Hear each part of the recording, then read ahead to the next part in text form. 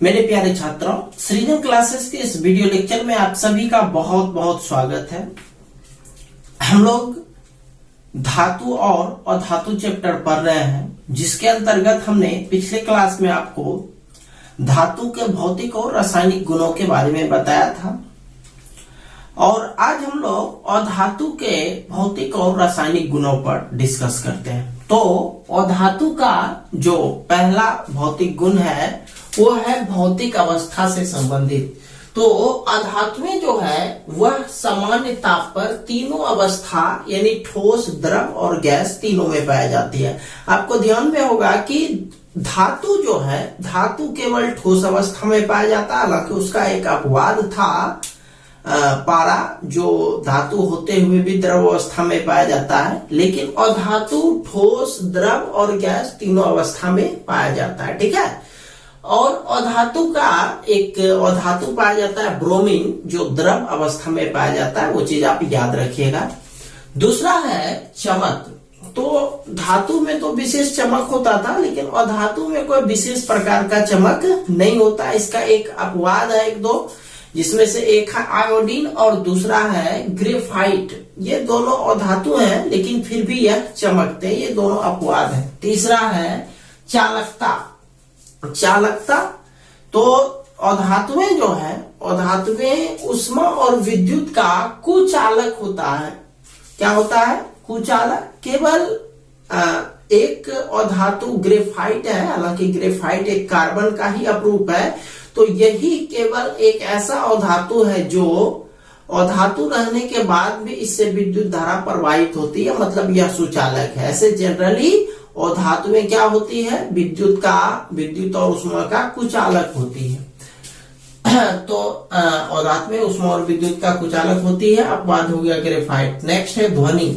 तो धातुओं को पीटने पर जो है वह विशेष ध्वनि निकलती थी। आपको ध्यान में होगा, कल पढ़ाए थे आपको कि धातुओं को पीटने पर एक विशेष प्रकार की ध्वनि निकलती है, जिसे धात्विक ध्वनि कहते हैं। लेकिन अधातु में कोई विशेष प्रकार की ध्वनि नहीं निकलती है, बल्कि जब इसको पीटा जाता है ध्वनि निकालने के लिए तो यह चूड़ चूड़ हो जाता है। नेक्स्ट पॉइंट है अघात वर्ध एवं तन्य। अघात वर्ध का मतलब हुआ कि उसको पीट करके लंबा चौड़ा चादर के रूप में तैयार करना है कि नहीं। उसको पीटेंगे तो वह एक चादर का रूप लेगा, वह फैल जाएगा। तो अघात वर्ध और तन्य का मतलब हुआ लंबा तार खींचना। तो धातु में अघात वर्ध और तन्य दोनों के गुण होते हैं, लेकिन अधातु में ऐसा नहीं होता है। तो अधातुओं में अघात वर्ध एवं तन्यता का गुण नहीं पाया जाता है। नेक्स्ट है कठोरता। तो धातु तो कठोर होते हैं, लेकिन अधातु जस्ट उसका उल्टा। अधातु जो है वह मुलायम होती है, लेकिन उसका भी एक अपवाद है कि कार्बन का जो एक अपरूप होता है हीरा, हीरा जो है बहुत ज्यादा सर्वाधिक कठोर होता है बल्कि। ठीक है। नेक्स्ट है घनत्व। तो धातु का घनत्व पढ़े थे कल उच्च होता है, लेकिन अधातु का घनत्व निम्न होता है। नेक्स्ट है द्रव्यनांक एवं क्वथनांक। तो अधातुओं के द्रव्यनांक एवं क्वथनांक निम्न होते हैं। इसका अपवाद है ग्रेफाइट। ग्रेफाइट ही एक ऐसा अधातु है जिसका गलनांक और क्वथनांक उच्च होता है, बाकी सबका निम्न होता है। नेक्स्ट है विद्युत ऋणात्मकता। विद्युत ऋणात्मकता तो इसमें कल हम लोग पढ़े थे विद्युत धनात्मकता। तो विद्युत धनात्मकता में क्या होता था कि इलेक्ट्रॉन को त्याग करने की प्रवृत्ति होती थी, जिसके कारण वह विद्युत धनात्मक बन जाता था। लेकिन अधातुओं में क्या होता है? अधातुओं में इलेक्ट्रॉन को पाने की प्रवृत्ति होती है, मतलब इलेक्ट्रॉन को ग्रहण करने की प्रवृत्ति होती है। इसीलिए हाइड्रोजन को छोड़ करके जितने भी अधातुएं होती हैं सारे के सारे विद्युत ऋणात्मक होते हैं। तो ये हो गया आप लोगों का धातु और धातुओं के भौतिक गुण। ठीक है। अब चलते हैं रासायनिक गुण पर। पहला रासायनिक गुण है ऑक्सीजन के साथ संयोग। तो निश्चित तौर पर ऑक्सीजन के साथ ऑक्साइड ही बनाएगा। तो यहाँ अधातु भी ऑक्सीजन से संयोग करके अधात्विक ऑक्साइड बनाएगा। और ये जो ऑक्साइड होते हैं यह अम्लीय ऑक्साइड बनाते हैं। मतलब पहला नंबर हो गया ऑक्सीजन के साथ अभिक्रिया। अधातुएं ऑक्सीजन से संयोग कर अम्लीय ऑक्साइड बनाते हैं। एक एग्जांपल लिए S+O2, ये हो गया SO2 सल्फर डाइऑक्साइड बना। लेकिन यह किस प्रकार का ऑक्साइड है, यह एक अम्लीय ऑक्साइड है। चलिए इसका स्क्रीनशॉट ले लीजिए।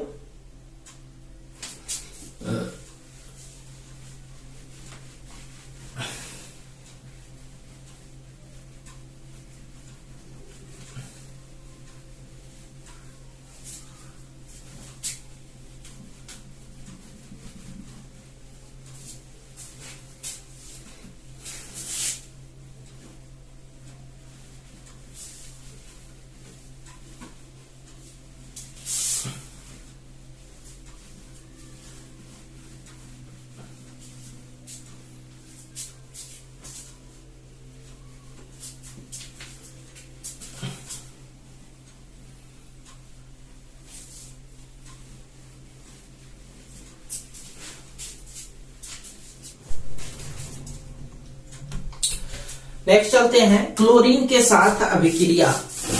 तो निश्चित तौर पर क्लोरीन के साथ अभिक्रिया करके क्लोराइड ही बनाएंगे। तो अधातुएं क्लोरीन के साथ अभिक्रिया करके क्लोराइड बनाते हैं, H2 + Cl2, ये हो गया 2HCl, यानी हाइड्रोजन क्लोराइड कहिए या हाइड्रोक्लोरिक अम्ल कहिए, ठीक है। नेक्स्ट है जल के साथ अभिक्रिया। तो अधातुएं जल के साथ अभिक्रिया नहीं करते। जब अभिक्रिया ही नहीं करती है तो कोई रिएक्शन नहीं दिखाना है वहां एग्जांपल के रूप में। नेक्स्ट है अम्ल के साथ अभिक्रिया। तो अधातुएं अम्ल के साथ प्रायः अभिक्रिया नहीं करती है, लेकिन कुछ अधातुएं ऑक्सीकारक अम्ल के साथ, ऑक्सीकारक अम्ल मतलब ऐसा अम्ल जिसमें ऑक्सीजन उपस्थित हो, अम्ल के साथ अभिक्रिया करके ऑक्सी अम्ल बनाती है। तो ये हो गया ऐसे गया सल्फर हो गया, यह धातु हो गया HNO3, यह नाइट्रिक अम्ल हो गया, इससे अभिक्रिया किया तो H2SO4, ये देखिए H2SO4 सल्फ्यूरिक अम्ल है, इसमें ऑक्सीजन उपस्थित है तो यह ऑक्सी अम्ल भी हो गया। तो ये अभिक्रिया करके ऑक्सी अम्ल बनाया, प्लस जो जो अलग अलग बनाया सो बनाया ही, लेकिन यह ऑक्सी अम्ल जरूर बनाता है अम्ल के साथ अभिक्रिया करके। वह भी सारे धातु अभिक्रिया नहीं करते अम्ल के साथ, जो भी अभिक्रिया कर रही है वह ऑक्सी अम्ल बनाती है। नेक्स्ट है भौतिक गुणों के आधार पर धातुओं और अधातुओं में विभेद, यानी एक तरह से कहा जाए धातुओं और अधातुओं में अंतर। हालांकि हम ये सब चीज नहीं भी लिखाते तो आप लोगों को पहले ही धातु के गुण के बारे में बता चुके हैं। आज हमने आपको अधातु के गुण के बारे में बताया, तो दोनों से कंपेयर करके आप निश्चित तौर पर दोनों के बीच का विभेद लिख सकते थे। तो हमने यहाँ पर 6 से 7 पॉइंट्स लिखा है। हालांकि बोर्ड एग्जामिनेशन में यह क्वेश्चन लॉन्ग क्वेश्चन आएगा 5 मार्क्स का, तो 5 अंतर दिखा दीजिएगा, ज्यादा दिखाने का काम नहीं है। मिनिमम 5 को होना चाहिए। अब आपकी मर्जी है तो 1-2 एक्स्ट्रा कर सकते हो, बस 5 जरूर होना चाहिए। तो पहला है अवस्था को लेकर के। तो धातु जो है वह ठोस अवस्था में पाया जाता है, इसका अपवाद केवल पारा है जो द्रव अवस्था में पाया जाता है। लेकिन अधातु जो है तीनों अवस्था में पाया जाता है, ठोस में भी, द्रव में भी, गैस में भी। आपसे यदि ये क्वेश्चन पूछा जाए एक ऐसा अधातु का नाम बताओ जो द्रव अवस्था में पाया जाता है, तो अधातु में याद रखिएगा ब्रोमीन, यहाँ नहीं लिखे हैं बट एज ए ऑब्जेक्टिव इसको याद कर लीजिएगा। दूसरा है यह विद्युत धनात्मक होता है, धातु विद्युत धनात्मक, जबकि अधातु विद्युत ऋणात्मक होता है। तीसरा पॉइंट है यह ऊष्मा और विद्युत का सुचालक होता है, धातु सुचालक होता है, जबकि अधातु ऊष्मा और विद्युत का कुचालक होता है। इसका अपवाद है ग्रेफाइट। क्या?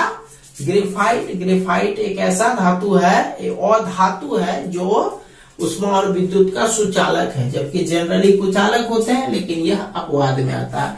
इसके ऊपर भी विद्युत ऋणात्मक होता है जो भी अधातु होता है, लेकिन उसका अपवाद हाइड्रोजन है। हाइड्रोजन अधातु रहने के बावजूद भी वह विद्युत धनात्मक होता है।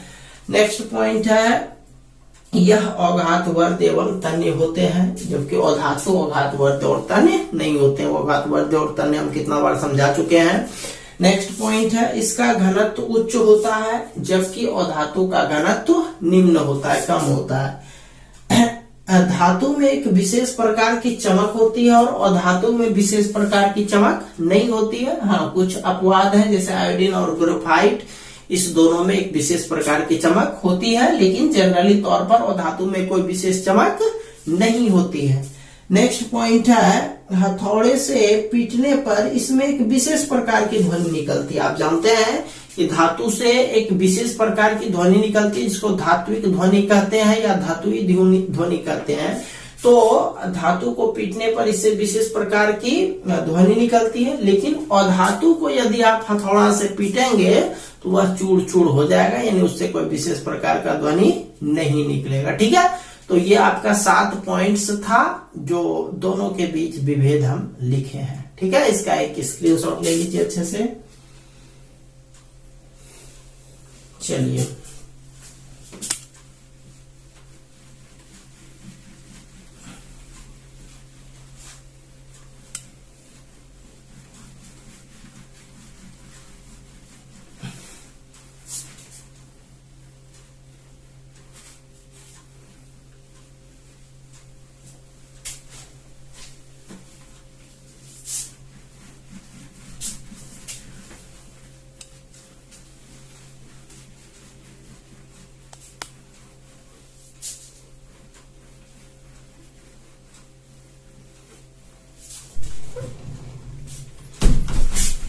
चलिए अब चलते हैं रासायनिक गुणों के आधार पर धातु और अधातु के बीच विभेद। तो सबसे पहला, धातु के परमाणु जो होते हैं वो धनायन होते हैं और अधातु के परमाणु ऋणायन होते हैं।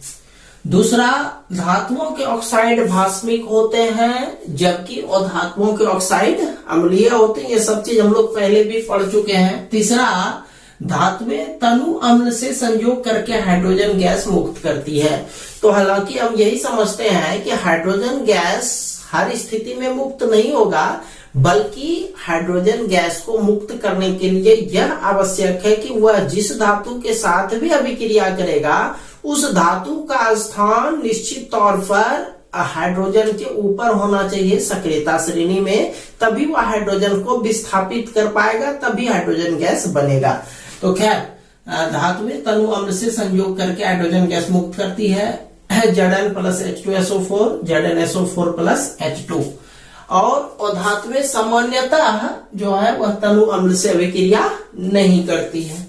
नेक्स्ट, धातुएं अवकारक या फिर अपचायक होती है और धातुएं ऑक्सीकारक तथा या उपचायक होती है।